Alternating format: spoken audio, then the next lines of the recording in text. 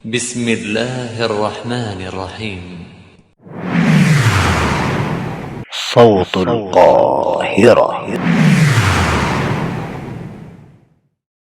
Bismillah, Assalamualaikum warahmatullahi wabarakatuh.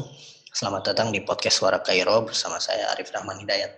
Dan kali ini telah hadir bersama kita, saudara kita bersama, Al-Akh Boing Tegar Bayangkara, seorang penulis dari Jawa Timur.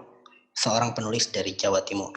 Beliau ini cukup banyak menulis buku, diantaranya juga buku yang terbaru judulnya Tempat Bermula. Itu buku yang berisi tentang pengembangan diri, self love, supaya jadi sendiri gitu sih, lebih tepatnya. Oke. Ya, jadi kita hari ini juga akan ngebahas tentang sesuatu yang berkaitan tentang pengembangan diri, tentang self love, tentang self improvement. Ya. Yaitu ya tentang hal yang juga mungkin banyak dibicarakan orang, dan saya juga sudah lama ingin membicarakan hal ini tapi belum menemukan orang yang tepat untuk diajak sharing. Itu kita akan bahas tentang quarter life crisis. Nah, quarter life crisis pertama kita mau tarik dulu nih, takutnya orang-orang pada masih mempertanyakan apa sih quarter life crisis nih gitu. Quarter life crisis tuh ya simpelnya adalah ya ketika rentan usia di 20-an, 25-an, itu seperempat abad pertama dalam hidup, yang mana orang dihadapkan sama pertanyaan akan eksistensi dia dalam kehidupan ini gitu kan. Itu kan simpelnya. Jadi orang-orang yang quarter life crisis itu mulai mempertanyakan, ini hidup saya nanti mau dibawa kemana, saya ke depannya mau jadi apa, bagaimana masa depan saya. Itulah biasanya banyak kekhawatiran itu, atau kekhawatiran karena ada planning yang meleset dari perkiraan. Kemudian ada juga kekhawatiran yang memang karena ada mungkin impian-impian yang belum tercapai, target-target yang belum tercapai, impian-impian panjang yang akhirnya ternyata dalam impian panjang itu ada yang meleset atau tidak tercapai.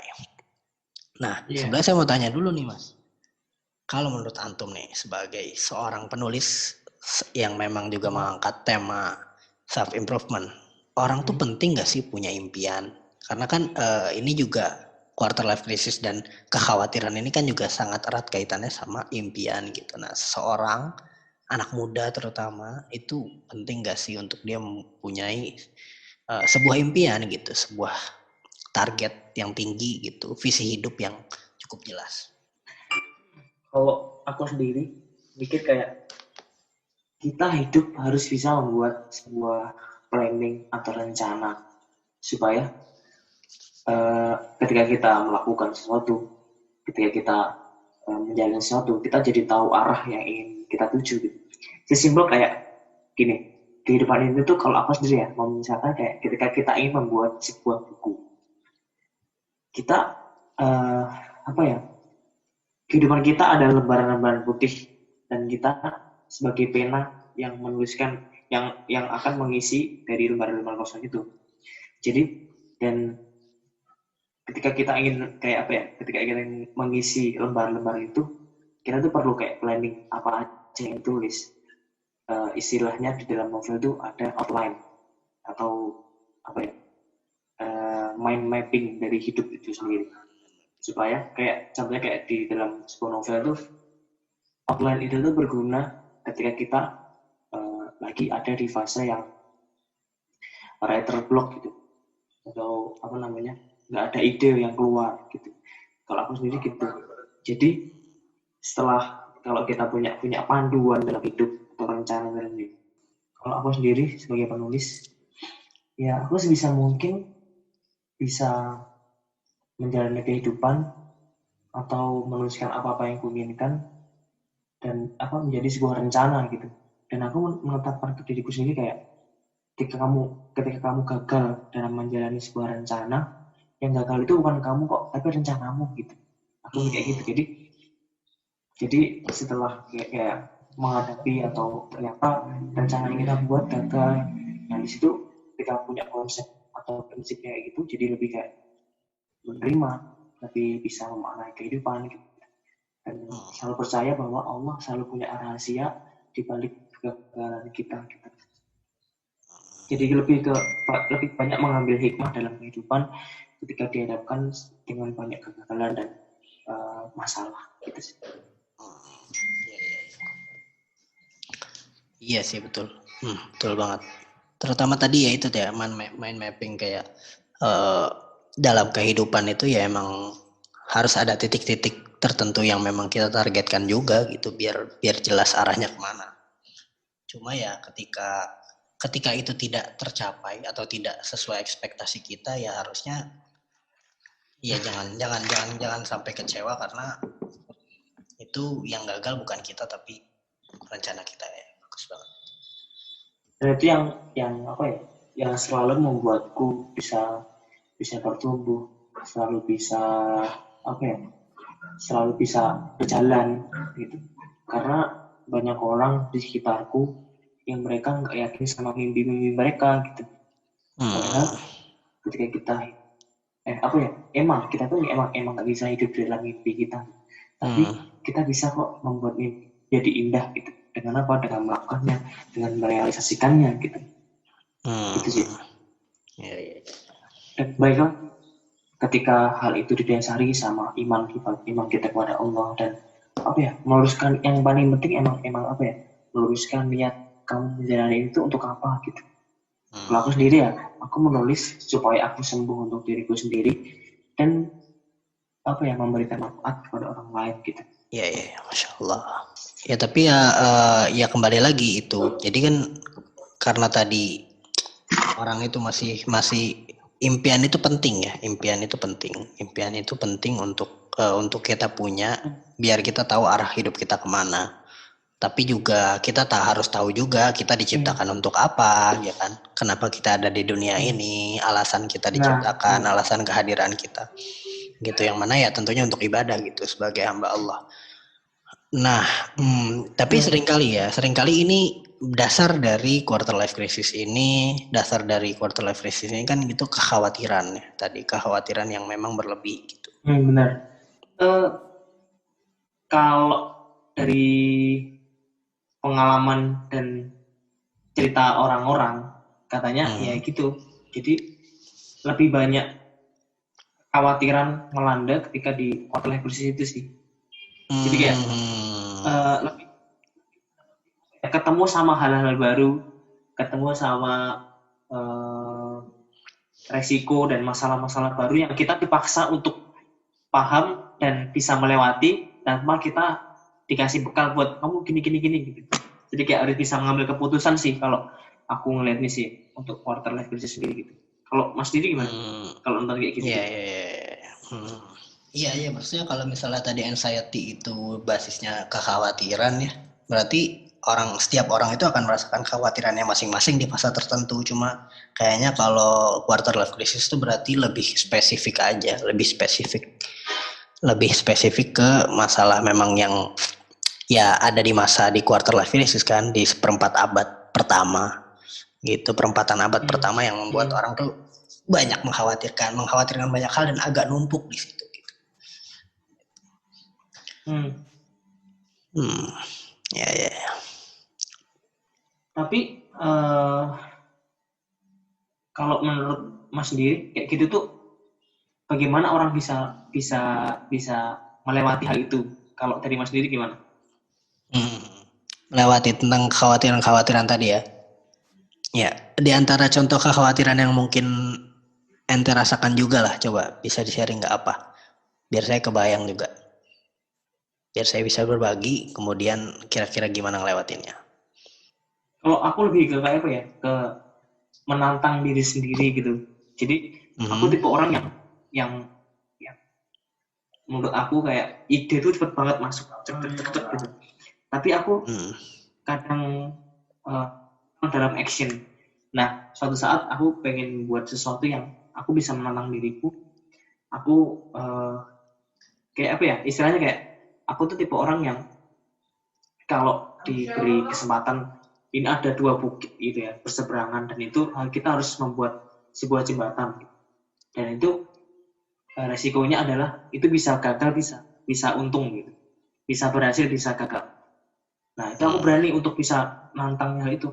contohnya kayak aku buat penerbitan sendiri kan, aku buat buku yang tempat bermulanya aku buat penerbitan sendiri. Tapi belum ada label untuk ISBN-nya ya. Dan itu aku kayak belajar lebih kayak, gimana ya kalau aku nyoba buat buku sendiri dan terbitin gitu. Dan emang benar-benar kayak menguras tenaga banget, menguras pikiran, usaha gitu. Tapi menikmati hal itu gitu.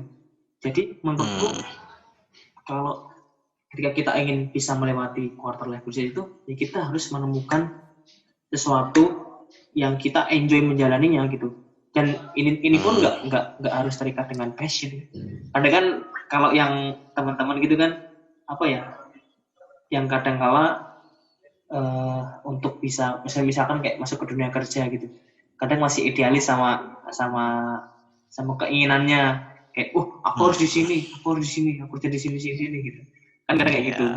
Nah aku jujur pernah kayak gitu, cuman sekarang lebih kayak nggak bisa, kita harus hidup dengan passion kita gitu.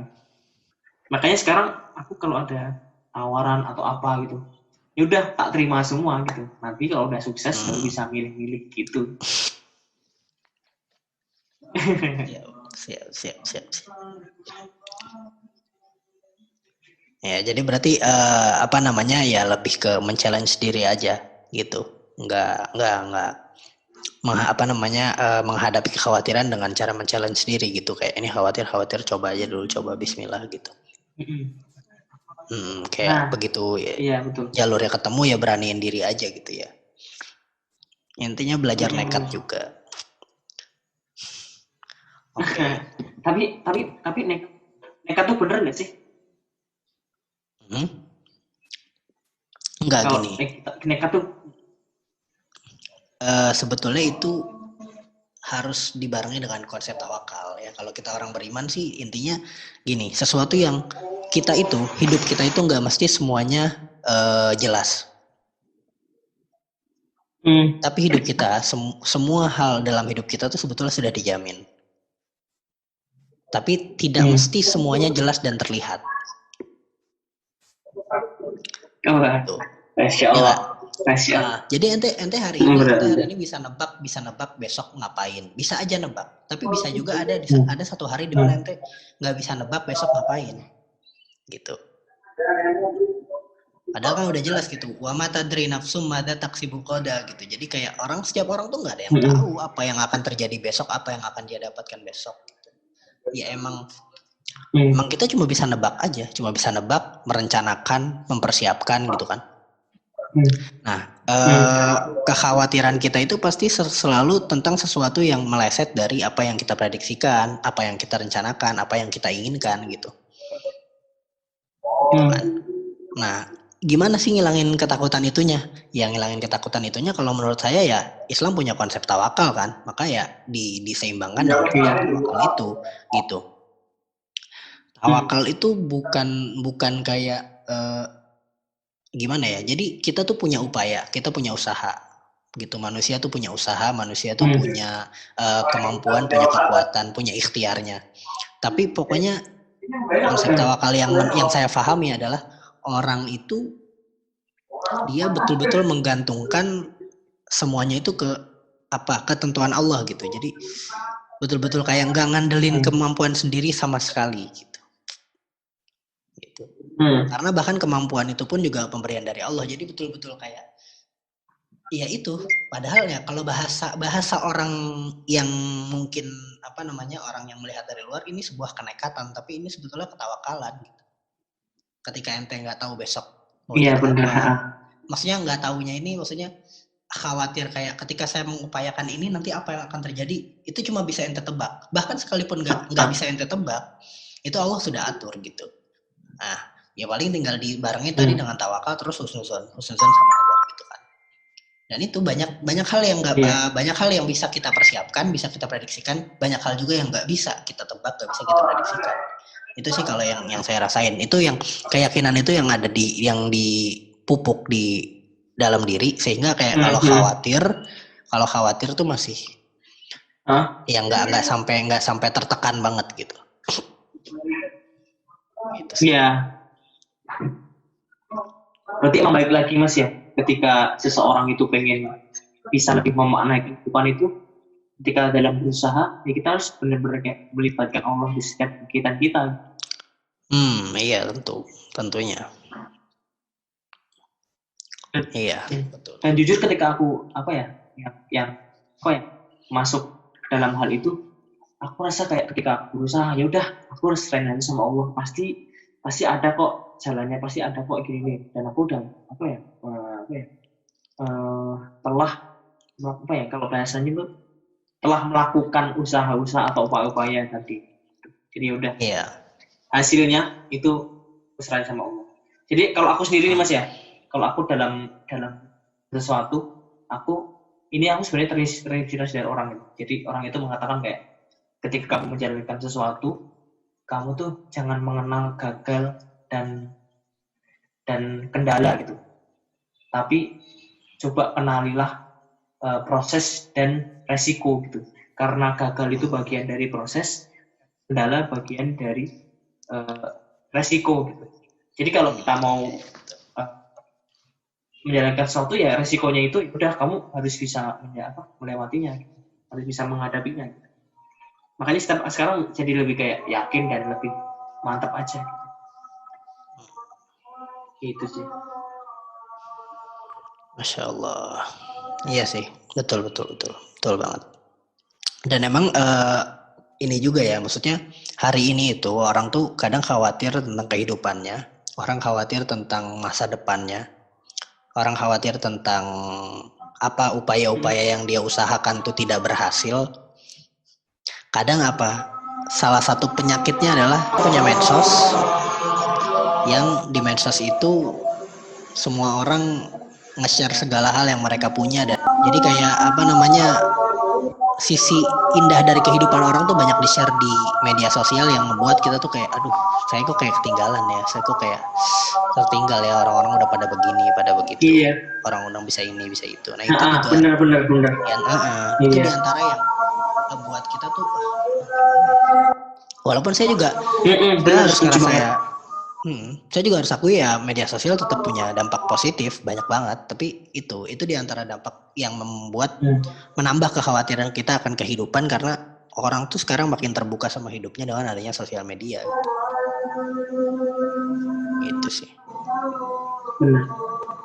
Dan aku pun juga melihat ketika kan banyak yang di MDM itu, yang di Instagram ada pembuka question gitu ya, Q&A gitu, banyak yang curhat kayak aku merasa insecure dengan temanku ini atau ini terus kayak aku mikir kayak ketika aku sendiri menerapkan ke diri sendiri, kayak ketika kamu ingin menjalankan sesuatu, kamu harus mantepin hatimu dulu nih.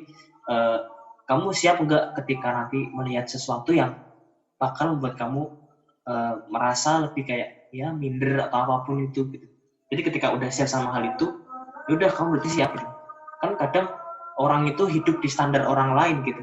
Akhirnya dia atau kebahagiaan dia itu diatur sama ya tadi apa yang dia lihat gitu. Iya makanya. Iya itulah makanya jadi kita tuh terlalu banyak terlalu banyak perbandingan dan patokan hidup yang ideal itu seperti apa, sehingga kita jadi hidup di dalam bingkai hidup orang lain gitu. Nah, benar. Tadi awas ulangi tadi Mas, yang tadi kita tidak tahu yang soal konsep tawakal tadi. Iya, jadi nggak semua hal yang kita rencanakan itu bisa kita tahu akhirnya gimana. Itu sih simpelnya. Gitu. Jadi ada hal yang besok tuh kita tahu mau apa, tapi ada satu hari dimana kita besok tuh nggak tahu apa yang terjadi besok, apa yang kita rencanakan besok gitu. Di beberapa titik tuh pasti adalah plot titik-titik yang nggak terisi gitu dengan rencana kita, dan itu tuh kadang yang jadi kekhawatiran. Tapi yang menariknya adalah kayak aku sendiri ya, kadang ada hal-hal yang nggak pernah kita sangka, terus kayak tiba-tiba ngebantu di rencana kita gitu. Kayak gitu sih. Nah, iya makanya. Jadi kita tuh nggak bisa gini lah, sesepele gini aja. Sesepele rencana yang udah misalnya kayak, aduh saya besok ada rencana mau beli bahan A, beli barang A di toko A, kemudian saya jalan naik bis berangkat pulang jam sekian, udah direncanain tuh, udah di kepala udah ada gitu.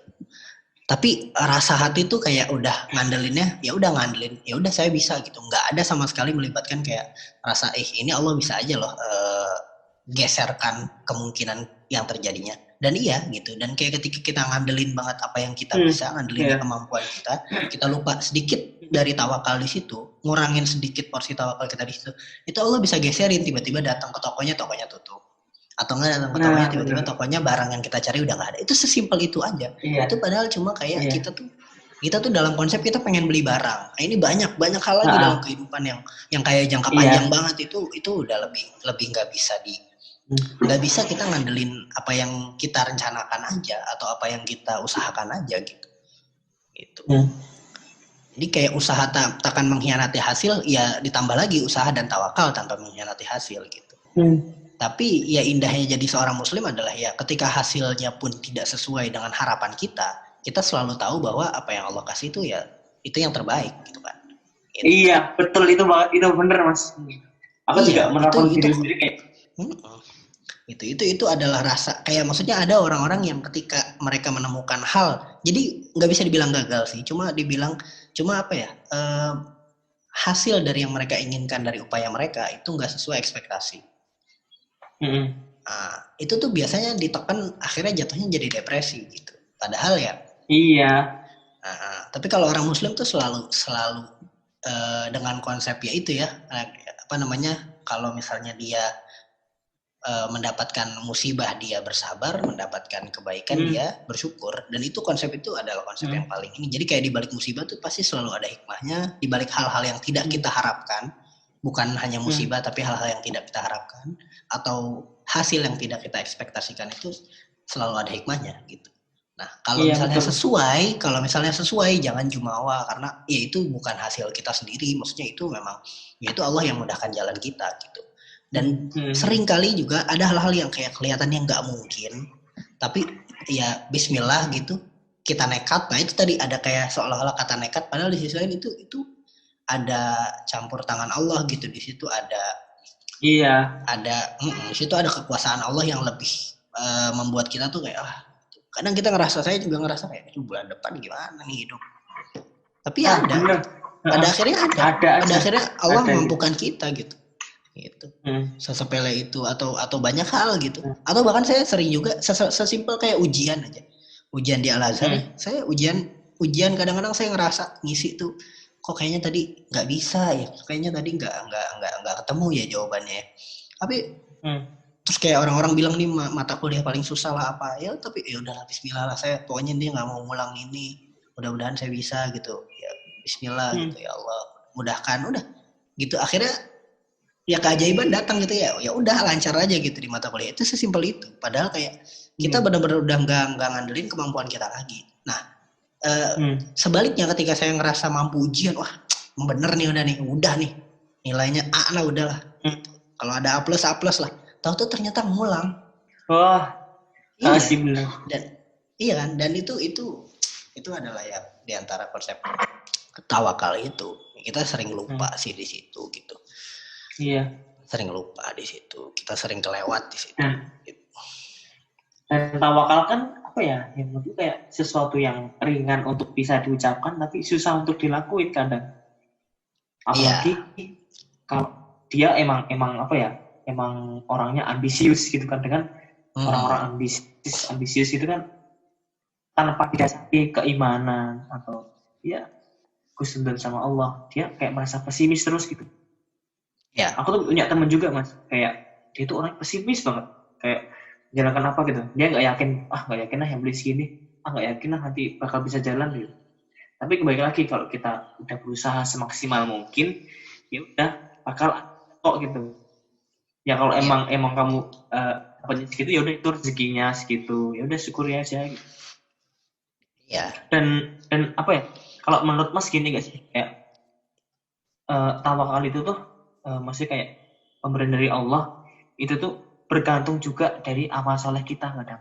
kayak seberapa sungguh-sungguh sih kita beribadah gitu. Nah nanti juga itu bisa menentukan hasil dari kita berusaha gitu nggak sih menurut Mas? Ya udah jelas, ya jelas lah. Wa may yattaqillah gitu. Yattaqillah kan artinya bertakwa. Ya maksudnya emang kadar ketakwaan kita juga yang membuat upaya-upaya kita itu dimudahkan oleh Allah. Nah itu. Ya nggak. Tapi ya emang Ya.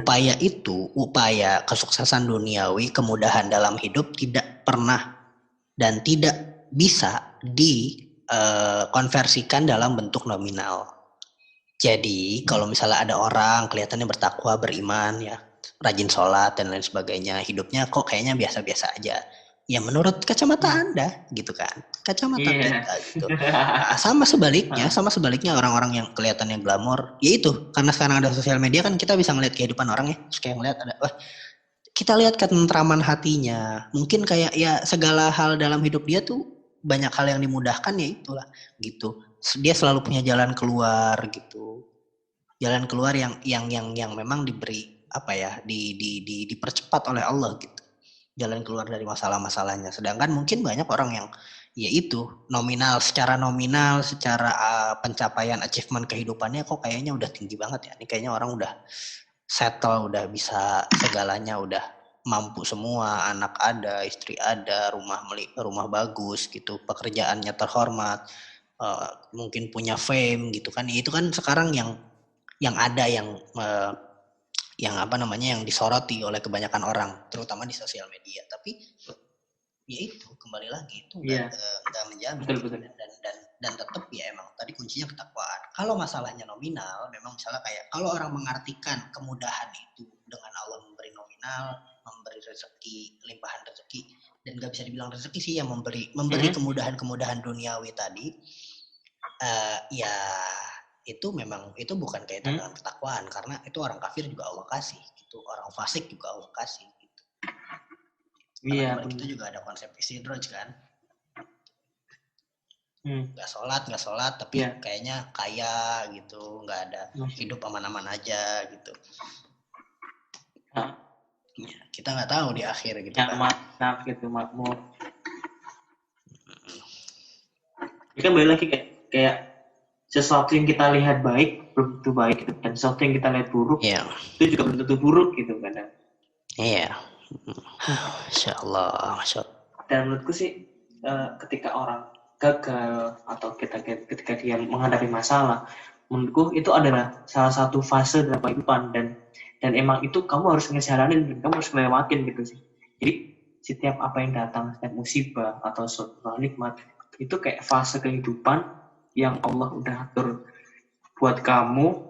Ya udah kamu harus yang ketika kamu melewatin, dan kamu nggak boleh menyalahkan itu semua gitu. Iya. Karena ada orang yang kadang menyalahkan kayak aku gini terus ya, aku jatuhnya kayak kekhawatiran kayak wajahku kayak gini, atau apa namanya, aku bukan orang yang good looking gitu, nanti gimana ya kalau kerja ya nggak ya gini-gini. Kadang insecurity itu insecure. Nah ya ya sebetulnya gini apa namanya, saya juga agak tertarik sama masalah insecure sih. Kalau saya alhamdulillah ya, maksudnya tidak terlalu banyak itu sih. Kayak kalau misalnya kita ngegantunginnya ke Allah ya, itu jatuhnya kita insecure-nya tuh kurang, dan insecure kita tuh harus pada hal yang tepat loh harusnya gitu. Pertama, insecure dalam masalah fisik itu sebenarnya terlalu receh, tapi juga kita nggak bisa dengan mudah ngasih tahu orang yang insecure dalam masalah ini, oh ini receh, enggak. Cuma ini saya kasih bayangan aja. Masalah gini ya, diserang banyak ya. Antara insecurity-nya tentang ya maksudnya orang tuh insecurity. Ente pernah nggak sih ada orang yang curhat tentang insecure, saya nih kira-kira masuk surga nggak ya? Saya nih kira-kira nanti amalan saya cukup gak nih buat di hari akhir nih gitu kan? Itu loh, maksudnya nggak ada orang insecure dengan ibadahnya gitu. Hari-hari ini orang insecure dengan cover kehidupan mereka. Fisik. Gitu. Atau fisik. Harta gitu ya. Iya, fisik, terus pekerjaan atau kemampuan untuk bisa bersaing dalam dunia kerja, dalam dunia bisnis, dalam dunia profesi gitu kan. Iya. Iya sih benar. Dan dari insecure yang tadi itu ada penyakit lain yang akhirnya orang jadi overthinking sama banyak hal gitu. Padahal kayak ya Allah gitu. Padahal overthinkingnya Rasulullah itu mikirin umatnya gitu. Mikirin umatnya gimana gitu. Nah, iya. Overthinkingnya Imam Syafi'i itu dia malam-malam semalaman merenungkan hadis ini, faidah dari hadis ini apa gitu. Sementara kita hari ini overthinking cuma masalah pekerjaan gimana, masalah hati. Masalah hati, masalah jodoh kita gimana, ya Allah. Itu ya walaupun saya nggak bisa meremehkan karena memang ya itu keadaan kita sekarang kebanyakan, karena kembali lagi ya karena memang sekarang kita sudah saling melihat ya, sudah saling menampilkan gitu, orang-orang yang tadinya juga tidak tampil gitu, tidak bisa kita lihat penampilannya hari ini ada gitu, bentuk publik yang memang ya membuat kita semakin insecure. Ini kok orang kayaknya sempurna banget, kayaknya lengkap banget gitu. Tapi kadang bikin kita ngebandingin terus. Tapi kadang kayak insecure itu tuh kayak kita sendiri yang buat gitu nggak sih menurut Mas? Iya. Kadang kayak kurang itu yang kita sendiri. Iya, kita sendiri tentunya pastinya. Iya, kita sendiri. Dan memang ya merasa sama diri sendiri gitu ya. Makanya itulah berat, kayak insecure kebanyakan. Emang itu juga tadi, tapi kembali lagi insecure juga bahkan ya faktornya juga karena kita kebanyakan ngebandingin yang lain dan kita bikin patokan untuk diri kita sendiri dari hidup orang lain. Kalau patokannya untuk memotivasi ya, kalau patokannya untuk memotivasi sih nggak masalah. Tapi kalau patokannya itu untuk membuat kita semakin minder, itu nggak layak lah gitu.